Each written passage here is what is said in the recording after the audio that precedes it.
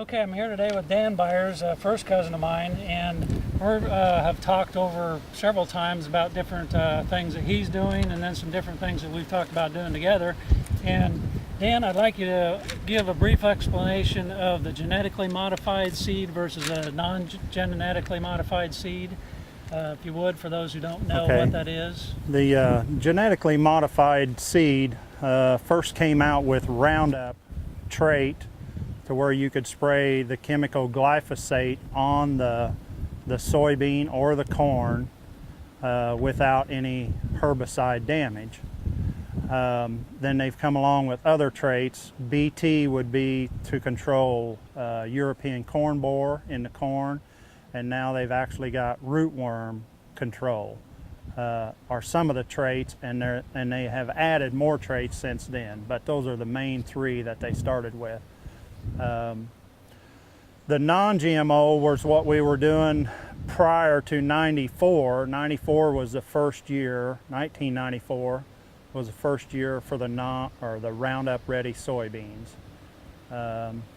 Non-GMO would have been an old traditional corn or soybeans and an old traditional herbicide program.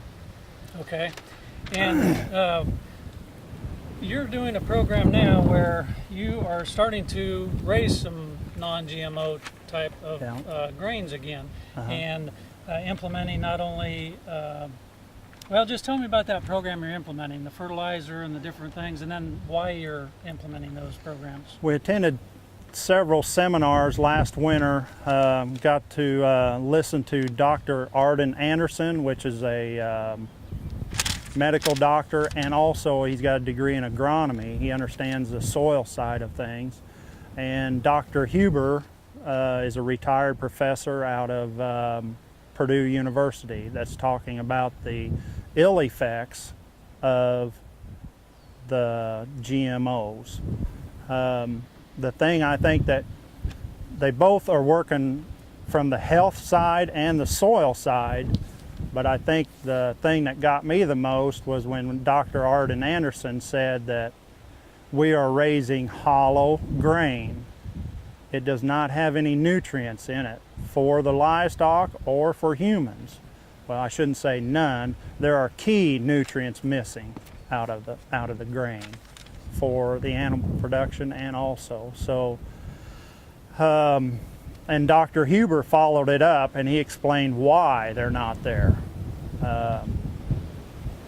Right, and we have his video on it posted to where if they have an interest, they can go and watch that video that explains how it ties a lot of those nutrients up in the soil. Yeah. So, as you're well aware, that if it can't get out of the soil, it can't get into the plant, and then it can't get into the seed, which then is consumed by the animals or humans. Right. And Dr. Anderson was very convincing that it all starts in the soil.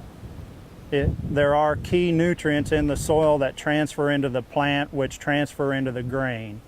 And the GMOs have restricted some of those, so they're not in the grain. So, and nobody's trying to add them back. You know, if the corn is processed for alcohol, something is still eating the distiller's grain, being cattle, hogs, dairy, and those nutrients are not in there, still not in there, even after the process. Right. So, and now, as Dr. Huber even said, the alfalfa, the number one forage or hay type of product, is now been just released to be planted. Is that correct? And I'm not for sure right now, but the sugar beets, which we get sugar from the sugar beets, not in this area, but up farther north where they raise them, have been genetically modified, and I think as of right now that's being controlled for this year. There's no GMO sugar beets being planted, but so you can see how it's sort of, if what these guys are saying is true, it could be through the whole food process. You know, the dairy, the meat industry, the sugars, so it does affect a lot of us in a lot of different ways.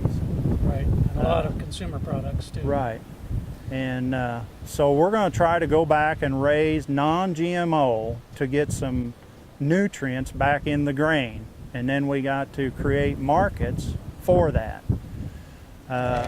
What we're finding right now is if you raise, okay, we're raising non-GMO beans. We did last year. They went to Decatur ADM. They are being shipped to Europe. If we raise non-GMO corn and sell it at Cargill at East St. Louis, it's going to Japan. It's not staying in this country. Or those particular markets. I'm not saying none of it is, but and that's because those consumers don't want products made out of those, or? Well, I've been trying to figure that out. How can they pay us a premium to raise non-GMO and then still ship it clear across the ocean? Other than I think they know something we don't. And some of those countries over there have been allowed to do some research or did the research that maybe we haven't. And I think that's where Don is pressing now. He wants our government, USDA, food security, whatever, to do some more research to make sure this stuff is right. But listening to Dr. Arden Anderson, he said it all starts in the soil, and if you don't start there, you're never going to get it the way nature wanted it. Right. And so that's what's kind of gotten you back to starting some of your acreage on the non-GMO. And then we've talked about taking that the next step further, if you will, and then control that process from the seed that comes out of the field to a final consumer type of product. Right. And this year we've talked about and done some research on what it would take and all that. Mainly two products that we could do. You're planting a lot of the non-GMO soybeans. Soybeans. Yeah. So we've looked at pressing that into an oil, and then also taking the meal from that. And then I'll let you explain from there. Yeah, that was one of the obstacles we ran into right off the bat is we don't have access to non-GMO soybean meal. If you're feeding hogs, poultry, cattle, a lot of times we will use soybean meal as our protein source.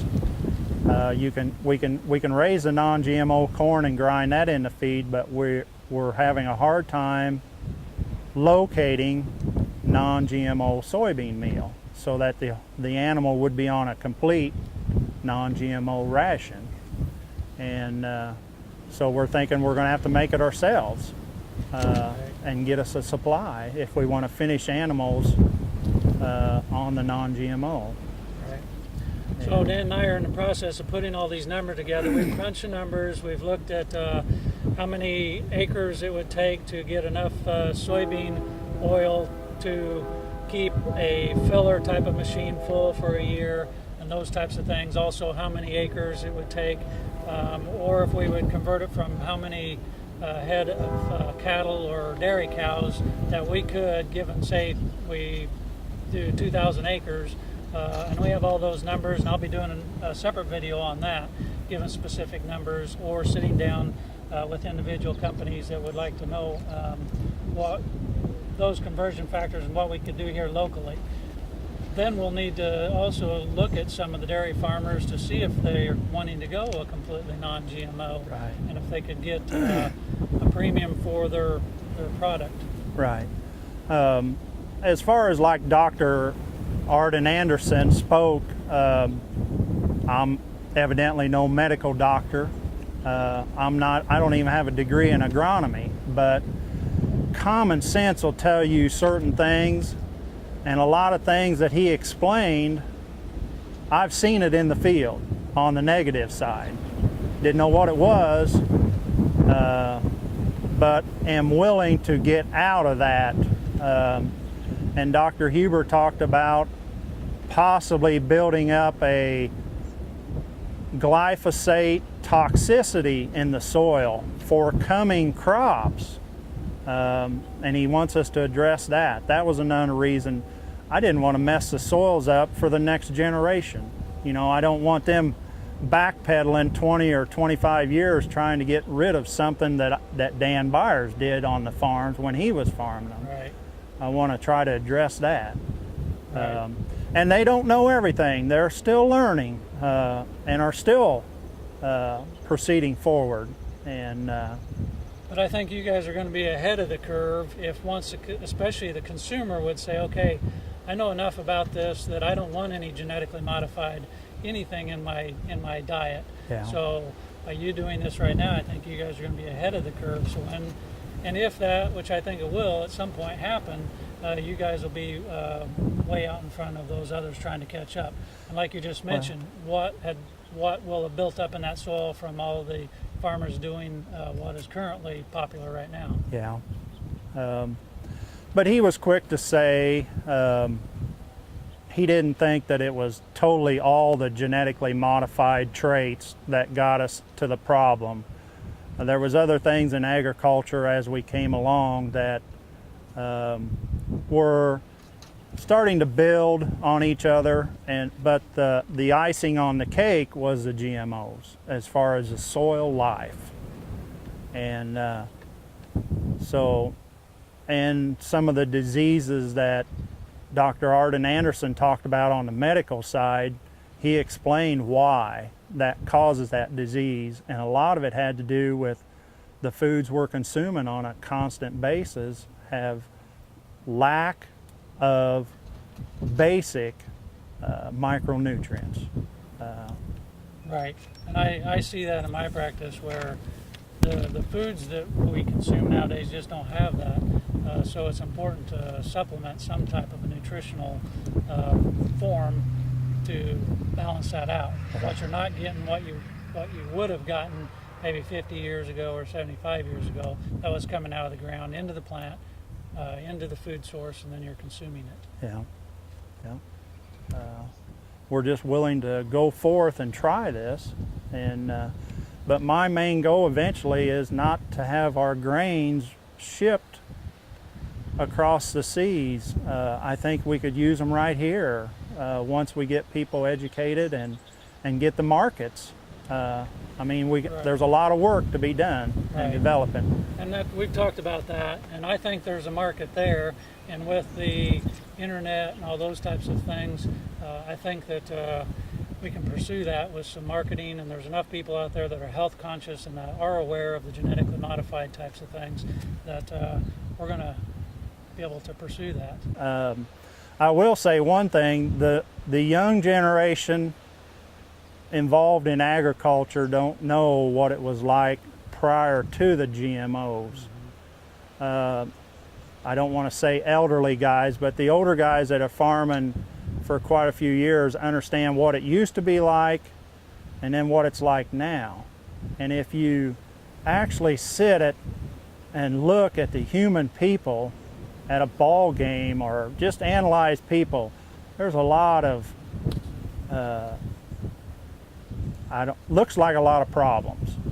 And what changed? I know on the food side what changed, or on the grain side. Right. Now there's preservatives and stuff like that I don't know, haven't kept up with, but I do know what's changed on the grain side. Right. There's multiple factors that then have a snowball effect. One will multiply it on the other one and Yeah. or amplify that. And I think you bring up a good point there. Yeah. You're actually taking and doing a different type of a fertilizer program where you're feeding the plant more optimally, I guess would be a good way of saying it. Yeah, we're going back to some of our basic being for the phosphate, we're using a soft rock phosphate out of Idaho. We're using 0050, that's potassium sulfate, more soil friendly. We're getting away from our traditional fertilizers and feeding the plant little bits more often through the plant life, trying to keep it more healthy. That is one thing we have noticed on the GMOs. you know, since we went to the GMOs, we're spraying fungicides that we never sprayed before. And that is to keep the plant healthy. That's got to do with what Don Huber talked about. As certain things are not getting up into the plant is not as healthy as you think. So we're trying to spray things on it to keep it healthy. And that ties into all of it. In my opinion, if it's in the soil, it should be in the grain or the plant and then the grain. That's the way nature designed it. And I think maybe we're playing with things that we shouldn't be. on the genetically modified part of it. Right. But I think you're on track with, and the group that has gotten you involved with this, and I'm sure you're going to be known as the expert in some of this. A lot of people and farmers, once the light bulb goes off, so to speak, be coming to you for maybe, so you can show them the roadmap that you took. Right. So, anyway, we'll kind of wrap it up there, and we appreciate all your efforts and taking the time. I know you're planting beans here today, so thanks again, Dan. Thank you, Bill.